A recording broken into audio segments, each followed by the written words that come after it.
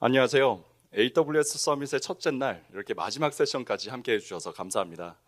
저는 AWS에서 에듀테크 고객사를 담당하고 있는 심상보 어카운트 매니저입니다. 저는 이번 시간을 통해서 혁신적인 교육 기술 기업 페이지콜을 소개하고자 합니다. 페이지콜은 자체 개발한 화이트보드 기술로 학습과 설명을 더 쉽고 효과적으로 만드는 데 큰 역할을 하고 계십니다. 이미 많은 교육 기업들이 페이지콜의 솔루션을 사용하고 계시는데요. 페이지콜의 기술은 교육의 접근성을 높이고 누구나 어디에서나 교육을 배울 수 있는 기회를 제공받고 있습니다. 특히 페이지콜의 기술은 더 많은 학생들이 품질 좋은 교육을 받을 수 있게 도와주며 지리적, 경제적 장벽을 넘어서는 학습 경험을 가능하게 합니다. 저희가 항상 직면해 있는 문제들, 어떻게 하면 더 많은 사람들에게 양질의 교육을 제공할 수 있을까? 이것에 대한 현실적인 해답을 제시하고 계십니다. 페이지콜은 그 기술력을 인정받아 얼마 전 AWS ISVA 파트너 자격증까지 취득하셨습니다. 곧 이어지는 페이지콜의 발표를 통해 이들이 어떻게 기술을 활용하여 교육의 장벽을 허물고 있는지 직접 확인해 보시기 바랍니다. 그럼 발표를 맡아주실 페이지콜의 서재성 VP님 소개해 드리도록 하겠습니다. 감사합니다. 네, 안녕하세요. 오늘 화상통신 로그 분석 시스템 구축에 대해 소개해드릴 페이지콜의 서재성입니다. 앞서 영상으로도 인사를 드렸는데요. 2019년에 팀에 합류했고 페이지콜의 제품 및 기술 전반을 책임지고 있습니다. 네, 다음과 같은 순서로 준비했습니다. 먼저 페이지콜 제품에 대해 소개를 드리고 기술 지원이라는 것이 페이지콜에서 갖는 역할과 그 어려움을 말씀드리겠습니다. 그리고 AWS를 활용해 이 어려움을 어떻게 극복했는지 공유하겠습니다. 네, 페이지콜은 2018년에 서비스를 시작했습니다. 음성 및 화상 통화를 하면서 실시간으로 화이트보드에 판서하면서 수업할 수 있게 해주는 솔루션입니다. 단순 화상 통신과 다르게 교육에 특화된 여러 기능을 제공하고 있습니다. 네, 앞서 심상보 매니저님께서 소개해 주신 것과 같이 페이지콜은 AWS ISVA 프로그램의 국내 공공부문 최초 파트너입니다. 이렇게 AWS와 함께 글로벌 진출에도 박차를 가하고 있습니다. 올해 초에는 세계 최대 에듀테크 전시회인 배쇼에 참가했는데요. 이때 준비했던 페이지콜 소개 영상이 있습니다. 본격적인 발표 전에 페이지콜에 대해 충분히 이해하시는 게 중요하다고 생각해서 한 3분 정도 영상이지만 같이 함께 보시겠습니다.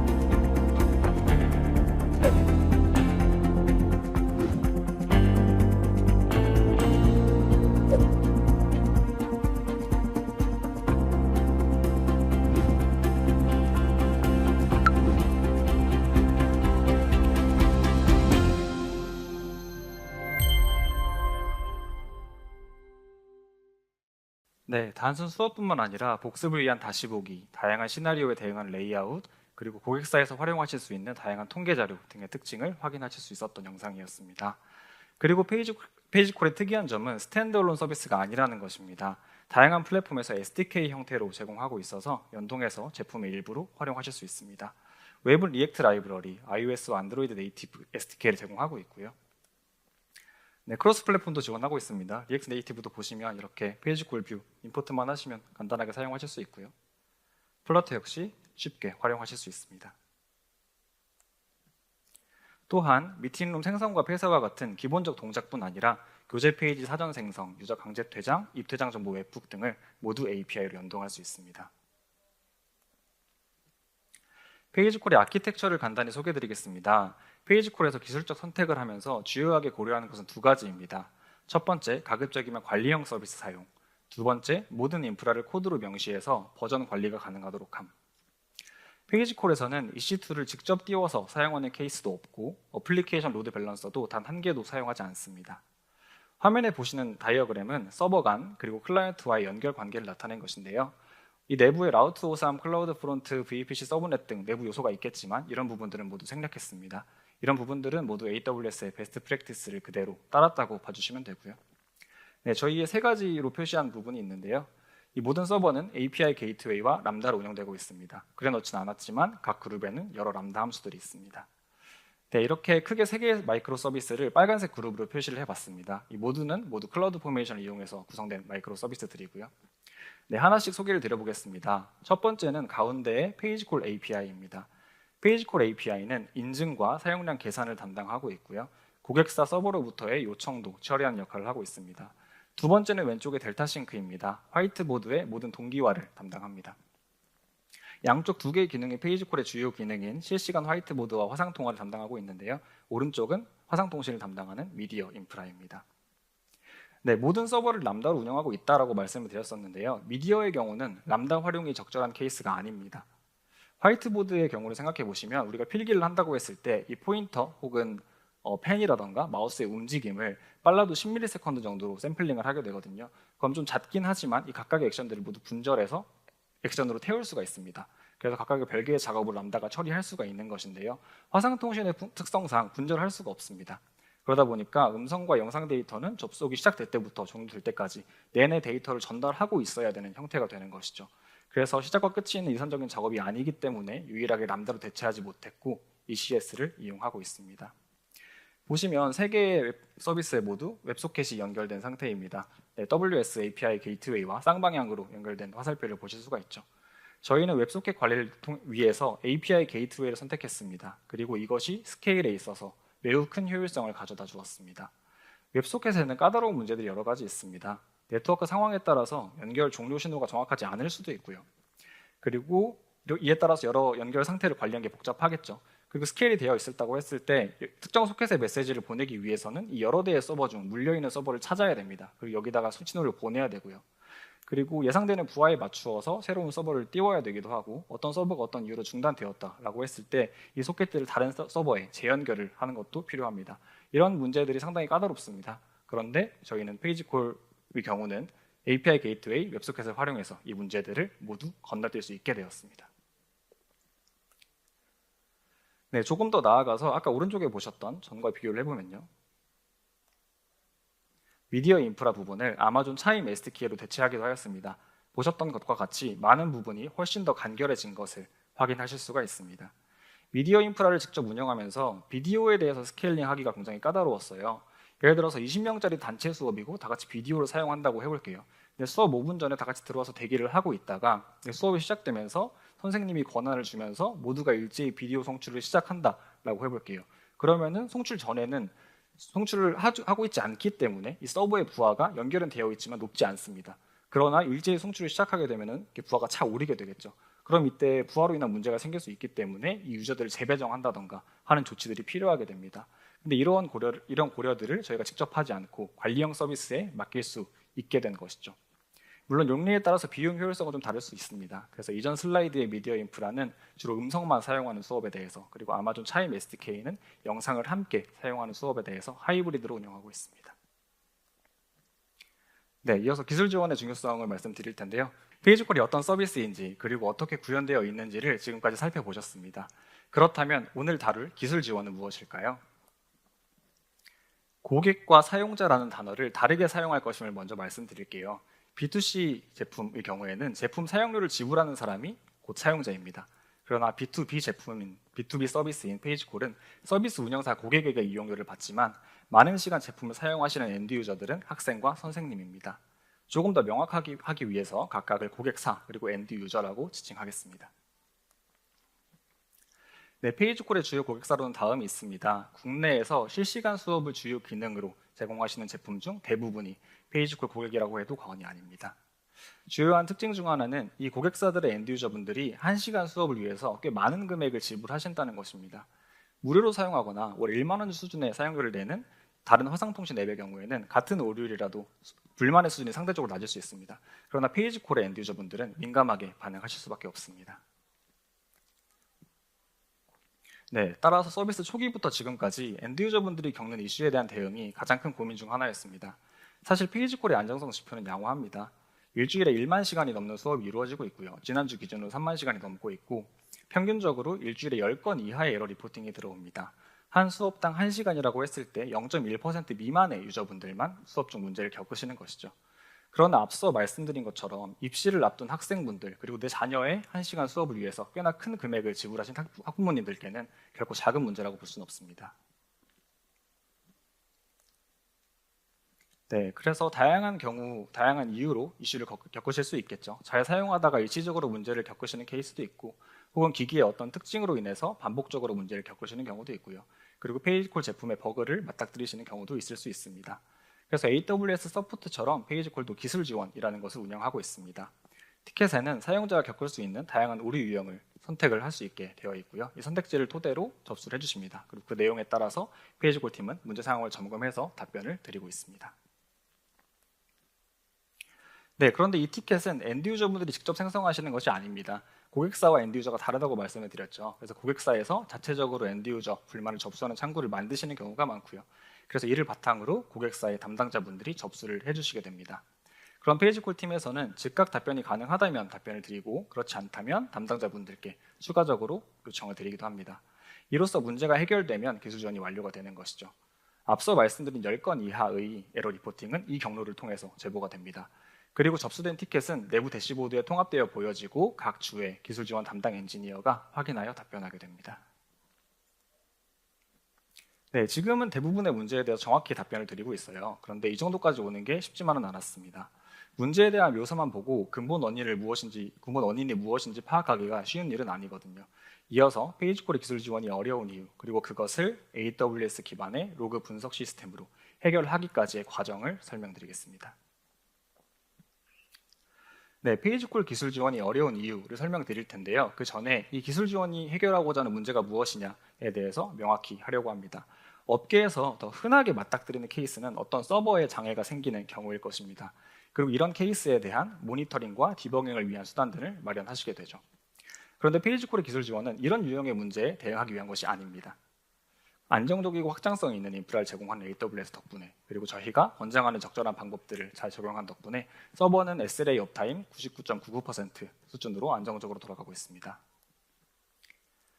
물론 제품은 지속적으로 변화를 하죠. 그렇기 때문에 문제가 생길 우려는 언제나 존재합니다. 이 부분 역시 아마존 SNS와 람다를 통해서 실시간 슬랙 알림을 구성해 두었기 때문에 즉각적으로 알려져서 조치되고 있습니다. 네, 그래서 기술 지원이 다루는 문제는 무엇이냐라고 했을 때 이렇게 매크로한 레벨의 서버 모니터링이 아니라 문제를 겪는 각 엔드 유저들의 케이스를 어떻게 해결하는가입니다. 그리고 이 케이스에서 서버가 잘못된 응답을 줘서 생기는 문제는 거의 없다고 봐도 무방합니다. 그렇다면 도대체 어떤 문제들이 원인이 되고 있는 걸까요? 네, 실제로 페이지콜에 접수된 티켓을 유형화를 해봤어요. 그래서 총 4가지 정도로 유형을 나눠볼 수 있었는데요. 첫 번째, 네트워크 문제. 두 번째, 브라우저 및 기기 문제. 세 번째, 유저 조작 문제. 네 번째, 연동 문제입니다. 이어서 각 유형별로 어떤 현상이 있는지 그리고 까다로운 이유가 무엇인지 설명드리겠습니다. 네, 첫 번째는 네트워크 문제인데요. 끊겨요, 기계음이 들려요와 같은 네트워크 상태로부터 비롯된 이슈를 일컫습니다. 유튜브 같은 경우 미리 버퍼링을 해둘 수도 있죠. 그리고 영상 스트리밍 플랫폼의 경우에도 보통 몇 초 정도의 딜레이를 두기 때문에 잠깐 네트워크 문제가 있다고 해도 티가 나지 않습니다. 그러나 페이지 콜에서 선생님이 설명을 하고 계시는데 잠깐이라도 끊긴다면 집중이 흐트러질 수 있습니다. 이렇게 실시간 수업에서는 네트워크 상태가 중요한데요. 그런데 네트워크 상태는 앱 내에서 통제할 수 없습니다. 그리고 어떤 문제로 엔드 유저가 네트워크 문제를 겪는지 알 수 없기 때문에 대응도 까다롭습니다. 페이지 콜은 대부분 태블릿으로 수업에 참여를 하세요. 그렇기 때문에 와이파이를 통해서 대부분 접속을 하시게 되겠죠. 그렇다면 공유기의 영향도 많이 받을 수밖에 없습니다. 특히 최근에는 데스크탑보다 모바일 기기를 많이 사용하시고 가족 구성원의 기기가 모두 한 공유기에 물려있는 경우도 많습니다. 이 공유기 여러 기기에 물려있게 되면 일부 기기에서 네트워크 대역폭을 많이 사용하는 작업을 하고 있다라고 한다면 지금 수업하는 페이지 콜 룸도 영향을 받을 수 있습니다. 페이지 콜은 네트워크 상황에 따라서 동기와 간격을 조절한다거나 아니면 영상 품질을 조절하는 등 최선의 보건 조치를 적용하고 있지만 복원이 불가능할 정도로 나쁜 네트워크 환경에는 어찌할 도리가 없습니다. 이때는 이유를 명확히 설명해 드려서 개선하실 수 있도록 도와드리는 것이 중요합니다. 네, 특히나 페이지 콜에서는 단순히 HTTP 프로토콜만 사용하는 것이 아닙니다. 아까 토폴로지에서 보셨다시피 여러 개의 웹소켓과 그리고 주로 UDP로 동작하는 웹 RTC가 사용되고 있습니다. 실패 여부를 HTTP의 경우는 프로토콜에서 명확하게 알려주고 제시도도 간단하죠. 그러나 이들 프로토콜의 경우는 일부가 정상적으로 전달되었더라도 일부가 누락되는 등 부분적 성공도 있다 보니까 더 정확하게 메시지를 전달하는 게 까다로운 부분들이 있습니다. 게다가 실시간 서비스의 특성상 한 번 실패했으면 다음 기회가 없습니다. 이미 지난 정보를 지금 다시 보낸다고 한들 의미가 없겠죠. 네, 두 번째입니다. 브라우저 및 기기 문제인데요. 서비스를 운영하고 이슈에 대응하면서 정말 많은 문제들을 겪었습니다. 왜 해결되는지 모르겠는데 이렇게 하면 되더라 하는 픽스들도 부끄럽지만 많이 적용을 해봤고요.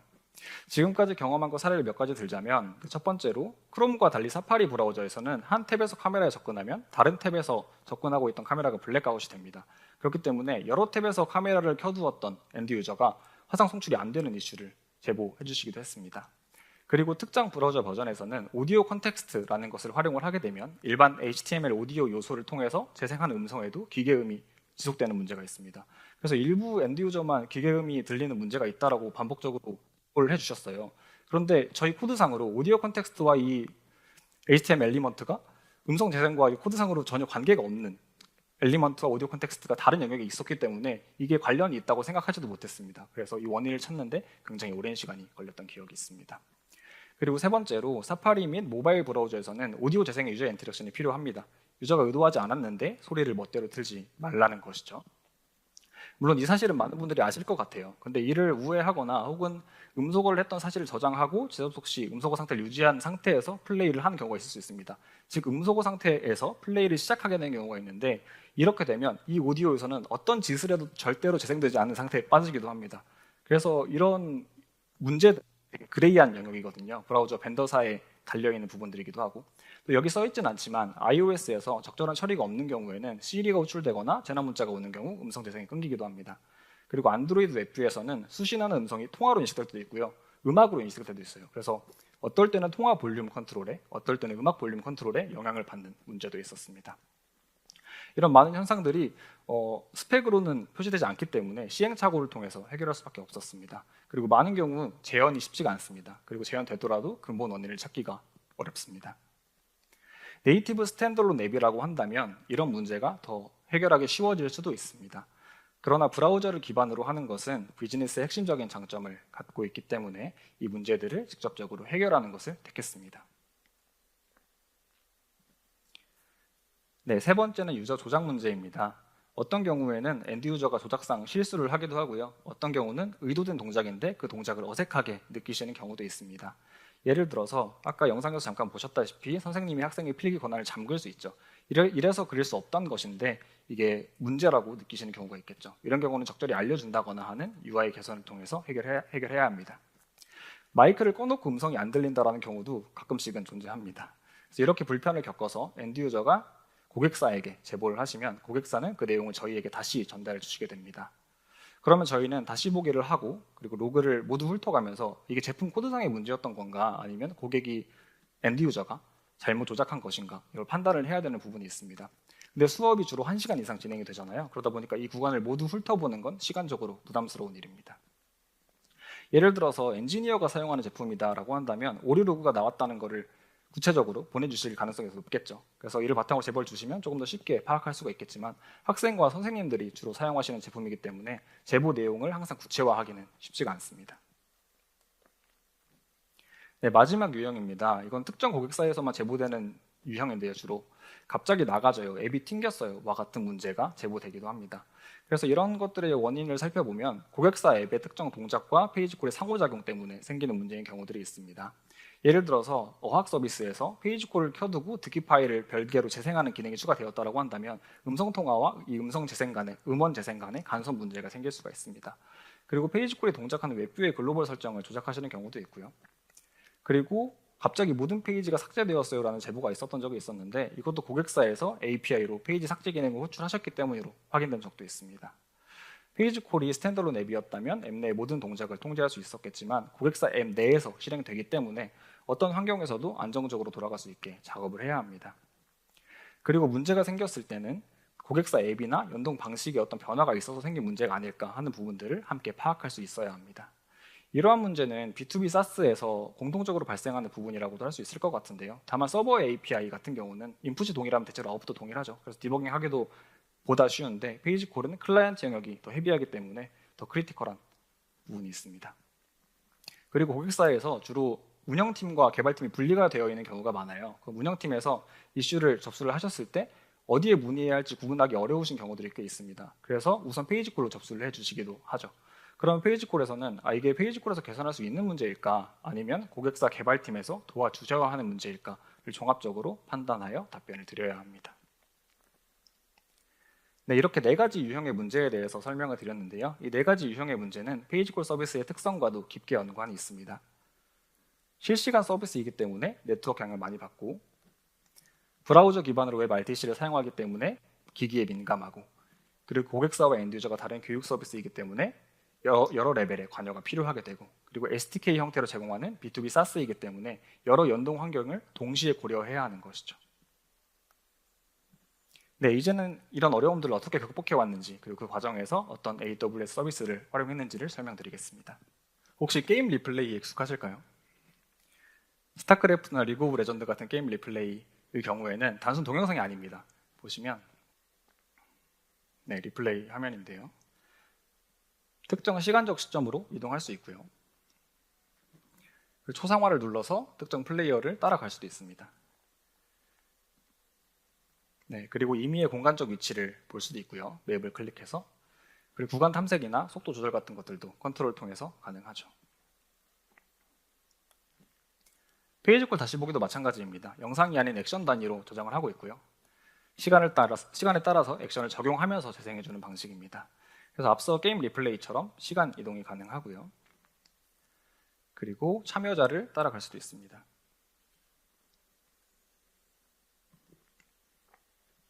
그리고 다른 페이지나 페이지 내 다른 영역을 보는 것도 가능하겠죠. 또한 속도 조절이나 탐색도 가능합니다. 네, 이렇게 영상이 아닌 리플레이를 활용함으로써 이렇게 좀 더 인터랙티브하게 다시 보기를 할 수 있다는 장점도 있고요. 뿐만 아니라 저장 공간이나 네트워크 대역폭 소모가 적다는 장점도 있습니다. 네, 이러한 다시 보기를 바탕으로 문제에 대한 많은 단서를 얻을 수가 있었습니다. 최근에는 세션 리플레이라는 이름으로 이 기능을 제공하는 다른 서비스들도 생겼더라고요. 저희는 이 기능을 다른 서비스에 제공하기 전에 엔드유저의 복습을 위해서 제공을 하고 있었고요. 고객사의 수원 모니터링을 위해서도 사용되어 왔습니다. 한때 가장 대표적인 문제를 꼽아보면요. 사용자 상대방의 목소리가 안 들려요라는 문제였습니다. 그래서 이 케이스를 예로 들어서 좀 설명을 드려볼게요. 그래서 엔드유저가 안 들려요라고 말한 시점을 다시 보기를 통해 찾습니다. 혹은 필기로 안 들리니 이렇게 쓴 시점 전후로 서버 로그를 탐색하는 방식으로 접근을 했었습니다. 그래서 안 들린다라는 제보가 들어와서 이렇게 다시 보기를 통해 문제 시점을 밝히고 서버에서 패킷 송수신 통계나 다른 로그들을 확인해 봤을 때 아무 문제가 없는 경우가 더 많더라고요. 그래서 문제 시점 전후에 클라이언트 도대체 어떤 일이 있었기 때문에 문제가 생긴 것까를 알아야 했습니다. 저희가 나눈 이야기와 필담의 내용은 알 수 있었지만 이것만으로는 좀 충분하지 않았던 것이죠. 예를 들어서 이때 어떤 버튼을 눌렀고 어떤 조작을 했고 혹은 운영체제에서 어떤 이벤트가 있었는지 등을 알아야만 해결할 수 있는 문제라고 보게 되었습니다. 네, 그래서 한때는 프로그램을 이용해서 원격 점검을 하기도 했었어요. 그래서 스크린샷을 통해서 고객사 담당자분을 통해서 엔드유저와의 점검 약속을 잡아야 했죠. 그래서 이렇게 약속을 잡아서 원격 점검을 하면 우리가 어떤 일을 하냐 하고 봤을 때 개발자 도구를 열고 콘솔에 어떤 로그가 떴는지를 보게 되더라고요. 그리고 모바일 기기 같은 경우는 원격 점검을 통해서 개발자 도구에 접근하기가 쉽지가 않습니다. 그렇다 보니까 이제 매번 엔드 유저와 시간을 잡아서 원격 점검하지 않고도 확인할 수 없을까 이런 고민에 빠지게 되었습니다. 그리고 원격 점검의 한계 중 하나는 지금은 재발하지 않는 문제라고 한다면 과거에 발생한 어떤 문제에 대해서 포렌식을 할 수가 없다는 것입니다. 그래서 이런 고민에 대해서 시작해서 클라이언트 로그를 모두 저장해 두면 어떨까라고 생각하게 되었습니다. 네, 페이지 콜은 아까 잠깐 설명드렸다시피 수십 밀리세컨드 단위로 이벤트가 끊임없이 발생을 하게 됩니다. 그래서 외부 서비스로 모든 로그를 다 저장하는 것은 비용상 감당하기 어려운 선택이었습니다. 또한 미팅룸 단위로 시계열순의 디버깅이 필요한 상황이기도 했기 때문에 외부 서비스가 제공하는 툴은 충분하지 않았습니다. 따라서 직접 구현하기로 결정을 했고요. 데이터 스트림을 다룰 수 있는 아마존 키네시스를 사용했습니다. 키네시스를 이용해서 로그를 쌓아주는 내부 라이브러리를 구현했고요. 모든 로그를 이 라이브러리를 통해서 키네시스로 꽂게 구현했습니다.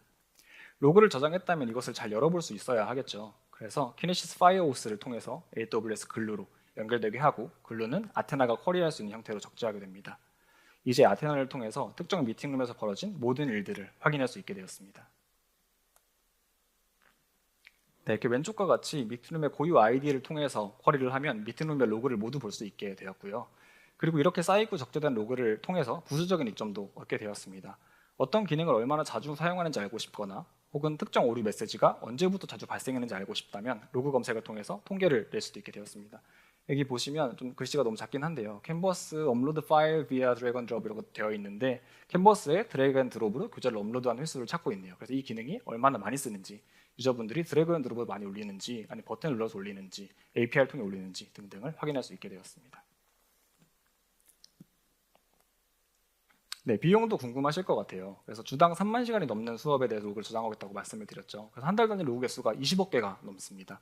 그런데 지난달 기준으로 비용이 키네시스는 $230, 그리고 클롤로 $5, 아테나 $10 정도로 이 파이프라인 전체의 월 비용이 한화로 40만 원이 채 되지 않습니다. 네, 이렇게 특정 시점에 로그를 확인하면서 디버깅을 할 수 있게 되었고요. 그래서 그동안 알 수 없었던 문제들의 원인을 드디어 밝힐 수 있게 되었습니다. 앞서 말씀드린 브라우저별 다른 거동이 있었는데 이 부분에 대해서도 이 이후로 많이 이해하고 대응하게 되었습니다. 네, 그런데 이때 처음에 로그 파이프라인을 구성한 직후에는 아테나로 쿼리한 로그를 다운받아서 여기 엑셀이죠. 넘버스를 통해서 보고 있었어요. 그런데 한 미팅룸에 여러 명이 동시에 접속하다 보니까 이 유저별로 로그를 구분해서 보기도 쉽지가 않았고요. 그리고 다시 보기 시간에 맞춰서 해당 시점의 로그를 또 스크롤 해가면서 보는 것도 까다로웠습니다. 그리고 카테고리별로 로그가 있어요. 그래서 아까 말씀드린 뭐 화상통신이라던가 아니면 화이트보드라던가 좀 카테고리별로 로그를 봐야 되는 것들이 좀 다르게 되는데 그런 부분들을 분류해서 보는 것도 쉽지가 않았습니다. 그래서 기술 지원 담당자들이 넘버스를 잘 쓰는 방법을 배워야 할 지경까지 오니까 이걸 어떻게 해결할까라는 고민을 하다 다시 보기 내에 이 로그 기능을 통합해 보는 시도를 하게 되었습니다. 네, 여기 오른쪽이 통합된 리플레이 디버거의 모습인데요. 오른쪽 스크린샷이 전체가 하나의 페이지입니다. 그래서 왼쪽은 다시 보기 영역, 그리고 오른쪽은 로그 탐색 영역으로 구성되어 있습니다. AWS 자바스크립트 SDK를 이용해서 클라이언트에서 웹 브라우저에서 아테나로 쿼리를 날리도록 하였습니다. 인증의 경우에는 팀원 개개인의 액세스 키를 이용해서 로그인할 수 있도록 구성했습니다. 이제는 다시 보기 탐색에 따라서 로그도 함께 탐색이 됩니다. 그래서 여기서 탐색을 하시면 그에 맞는 로그가 나타나게 되는 것이죠. 그래서 위에서 유저를 고르고 카테고리를 골라서 내가 원하는 로그를 선별해서 볼 수도 있게 되었습니다. 네, 이렇게 방법론이 정착이 되니까 이 밑바탕에서 여러 가지 고도화를 할 수 있게 되었어요. 그래서 크게 세 가지의 로그를 통합을 했는데요. 첫 번째로 미디어 통계, 두 번째 네이티브 로그, 세 번째 액션 로그입니다. 각각에 대해서 설명을 드려볼게요. 네, 첫 번째로 왼쪽에 미디어 통계입니다. 미디어 서버에서는 패킷 유실과 지연 시간을 비롯한 통신 중에 발생한 통계들을 모두 저장하고 있습니다. 그래서 이것을 리플레이 디버거에서 함께 확인할 수 있게 구현을 했습니다. 미디어 통계의 경우에는 과거에는 플루언트D를 이용해서 저장을 하고 있었는데요. 이 역시 아까 설명드린 키네시스 파이프라인을 통해서 저장할 수 있게 해서 관리 지점을 줄였습니다. 차임 SDK도 통계가 나오는데요. 이것도 역시 클라이언트에서 구독할 수 있는 매트릭이 있어요. 그래서 이걸 로그 파이프라인에 태워서 정규화했고 이 역시 동일하게 열람이 가능합니다. 네, 다음은 가운데 네이티브 로그입니다. 앞서 고객사 앱의 환경을 통제하기가 어렵다라는 말씀을 드렸었죠. 근데 과거에는 웹뷰를 통해서도 페이지콜을 이용할 수 있다라고 안내를 드렸었어요. 근데 운영을 해보면서 경험에 따라서 이제는 웹 내에서 발생하는 이벤트를 페이지콜이 인지하는 게 되게 굉장히 중요하다. 그래야 적절한 상황 파악과 대응이 가능하다는 걸 좀 깨닫게 되었습니다. 그래서 그 이후부터는 SDK로 만들어서 캡슐화를 하였습니다. 그래서 불가피한 경우가 아니면 웹뷰 대신 SDK 사용을 권장드리고 있고요. SDK에서는 페이지콜에 영향을 줄 수 있는 주요 이벤트를 로고로 밀어 넣어서 더 로우 레벨의 분석도 가능하게 되었습니다. 음성 이슈에 가장 큰 영향을 주던 네이티브 이벤트 중에 하나가 iOS의 오디오 세션 인터럽트입니다. 그래서 보시면 그런 것들을 탐지할 수 있게 된 것을 확인하실 수가 있습니다. 그리고 오른쪽엔 액션 로그입니다. 좀 글씨가 작아서 잘 안 보이시겠지만 다시 보기에서 액션을 저장했다가 재생해 준다고 말씀을 드렸었어요. 다음과 같이 액션이 저장되고 있습니다. 보시면 객체의 삭제, 리무브 온 오브젝트가 되어 있고 말하고 있는 상태를 알려준다. 지금 마우스 위치가 바뀌었다. 필기가 시작되었다. 등등의 이벤트가 나타나고 있네요. 그래서 미팅룸 내부에서 동기화되는 모든 상태들은 이 액션을 통해서 나타나게 됩니다. 그리고 이 액션들을 통해서 유저들의 모든 조작을 알 수가 있게 되겠죠. 그리고 API 호출을 통해서 이루어지는 변화들도 모두 액션으로 표현이 되기 때문에 이런 것들도 모두 여기서 한 번에 확인할 수 있게 되었습니다. 이렇게 고도화된 로그를 통해서 문제의 원인을 더 명확히 분석할 수 있게 되었습니다. 특정 시각에 유저가 음성 문제를 겪는 것이 지연 시간 혹은 패킷 유실 때문인지, 혹은 OS에서 인터럽트가 발생한 영향인지, 혹은 권한을 빼앗기거나 마이크 음속을 실수로 누른 것인지 등을 파악할 수 있게 된 것이죠. 이렇게 로그가 고도화되니까 점차 패턴화가 되고 매뉴얼에 따라서 기계적으로 확인할 수 있는 부분들이 점차 커지게 되었습니다. 그래서 이제는 내부적으로만 활용할 게 아니라 고객사에서도 이용하시면 좋겠다라는 생각을 하게 되었습니다. 그래서 그동안 쌓인 노하우를 바탕으로 로그 분석이라는 기능을 만들었습니다. 만드는 과정에서 이용량이 늘어날 것을 감안해서 다양한 최적화를 했죠. 람다나 글루 크롤러가 각각 미팅룸 날짜별로 다르게 저장하도록 한다던가 하는 것들도 같이 구현을 했습니다. 그래서 로그 분석의 컨셉은 이 저장된 로고들을 적절히 해석해서 고객사의 담당자분들도 쉽게 이해할 수 있도록 하는 것입니다. 그래서 이 로그 분석을 실제 제품 영상으로 보여드리겠습니다. 관리자의 경우에는 다시보기 시작 시에 일반 다시보기와 로그 분석 모드를 선택할 수가 있습니다. 이게 실제 로그 분석 화면인데요. 좌측 하단은 다시보기를 통해서 상황을 파악할 수 있는 영역입니다. 일반 다시보기와 동일하지만 위에 있는 네트워크와 오른쪽의 로그와 같이 연동이 되어서 내비게이션이 된다는 특징이 있고요.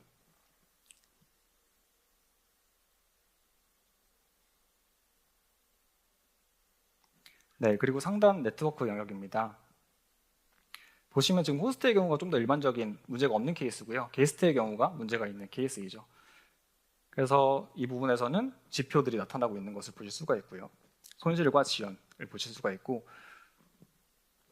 그리고 뿐만 아니라 다 재생해보지 않고도 어떤 아이콘과 마커들을 통해서 이때 백그라운드 이동을 했다, 이때 마이크를 껐다 등등을 확인하실 수가 있습니다. 그리고 우측의 로그 영역에서는 음성 송출 및 수신 여부, 그리고 장치의 연결과 해제 기록, 백그라운드 모드, 팜 리젝션 모드 전환 등의 빈번하게 문제가 되는 사용자 행동들을 선별해서 나타내고 있습니다. 특정 로그를 클릭해서 그 시점으로 이동하거나 그 다음에 어떤 로그의 상세 정보들을 확인하는 것들도 가능하겠죠. 기술 지원의 어려움을 소개하면서 4가지 유형의 문제에 대해서 말씀을 드렸었어요. 그래서 네트워크 문제는 이 네트워크 그래프로 확인하실 수가 있고, 두 번째 기기 특정적 문제, 그리고 세 번째 유저 조작의 문제는 우측의 로그를 통해서 원인을 쉽게 파악할 수 있게 되었습니다. 마지막 연동 문제에 대해서도 아까 빠르게 지나가 제가 설명을 못 드렸었는데 세션마로 나타나는 접속 환경들이 있습니다. 그래서 SDK 환경이다, 어떤 버전이다 등등이 나타나게 되는데 이걸 통해서 더 빠르게 맥락을 확인할 수 있습니다. 이렇게 내부 엔지니어뿐만 아니라 고객사 차원에서도 페이지콜 팀에 문의하지 않고도 고객이 가진 문제를 파악해서 직접 바로 안내할 수 있게 되었습니다. 한편으로 아직까지는 패턴을 찾기 힘든 새로운 유형의 문제들이 떠오를 가능성이 있습니다. 이런 케이스에 대해서 내부 관리자는 어드밴스드 디버그 모드를 활용해서 디버깅하고 있습니다. 이렇게 그동안의 노하우와 시행착오가 담긴 로그 분석 기능의 도입 후에 이슈의 디버깅 속도가 훨씬 빨라졌습니다. 그래서 고객사 담당자분들도 로그 분석을 통해서 상황을 파악해 적절한 안내를 해주시고 계세요. 따라서 이슈 제보량이 약 40% 줄어들었습니다. 과거에는 티켓의 원인 파악 및 해결만을 위해서 3인 이상 엔지니어가 풀타임으로 달라붙어 있었던 때도 있었어요. 그런데 이렇게 줄어든 티켓 수와 빨라진 디버깅 속도 덕분에 매주 한 명의 기술 지원 담당자만으로 모든 이슈에 대해서 파악하고 대응할 수 있게 되었습니다. 이제 마무리입니다. 히스토리를 요약해드리고 시사점을 정리하면서 마무리 짓겠습니다. 페이지콜에서는 문제를 구체적으로 정의하고 이 문제를 AWS를 활용해 하나씩 풀어갔습니다. 처음에는 다시 보기를 바탕으로 클라우드워치 로그를 확인했고요. 이후에는 로그 파이프라인을 구축하면서 클라이언트 로그를 함께 보면서 디버깅을 하게 되었습니다. 그 이후에는 이 클라이언트 로그를 리플레이 디버거라는 이름으로 시스템화를 시켰고요. 그리고 이 시스템 위에서 고도화해서 더 많은 정보들을 묶어내게 되었고요. 이 정보를 패턴화해서 로그 분석이라는 이름으로 정식 출시했습니다. 필요한 정보를 통합적으로 제공하는 GUI의 존재가 얼마나 기술 지원 프로세스를 효율화해 주는지 느낄 수 있었던 경험이었습니다. 그리고 스케일링에 대한 고민 없이 바로 도입할 수 있는 AWS 서비스의 존재가 페이지콜 팀이 GUI를 비롯한 문제 해결에 집중할 수 있게 해주었습니다. 시사점으로는 3가지를 꼽아볼 수 있을 것 같습니다. 첫 번째로 제가 기술 지원의 어려움으로 4가지를 들었었죠. 첫 번째 실시간 서비스, 두 번째 브라우저 기반으로 웹 RTC를 이용하는 서비스, 세 번째 고객사와 엔드유저가 다른 서비스, 네 번째 SDK형 서비스였는데요. 이러한 유형의 서비스를 운영하시거나 준비하시는 경우에 맞닥뜨릴 수 있는 문제에 대해서 미리 알아보실 수 있었기를 바랍니다. 두 번째로 매크로하게 서버 전체의 오류를 모니터링하는 툴은 많이 나와 있는 것 같아요. 그런데 마이크로하게 어떤 유저의 여정을 보는 것은 아직 방법론이 정립되어 가는 단계인 것 같습니다. 저희의 사례가 개별 고객의 입장에 더 깊게 공감하는 데 도움이 되셨기를 바랍니다. 그리고 글쓰기에서 동일한 메시지를 전달한다면 더 짧게 쓰고 쉽게 쓰는 것이 더 잘 쓰인 글이라고 볼 수 있을 것 같은데요. 제품 개발에 있어서도 단순하고 이해하기 쉬운 구조가 안정성을 보장하기 쉽고 유지 비용이 더 적게 될 수 있는 길이라고 생각을 합니다.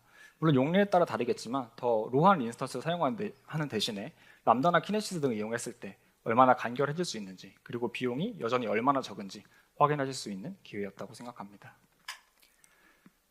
페이지콜은 소프트웨어에서 옵저버빌리티가 중요하다는 사실을 많이들 알고 계실 것 같아요. 근데 페이지콜은 단순히 온라인 수업뿐만 아니라 온라인 수업에 옵저버빌리티를 제공하고 있습니다. 페이지콜 도입해 보세요. 여기까지 제가 준비한 발표이고요. 이상 페이지콜의 서재성이었습니다. 감사합니다.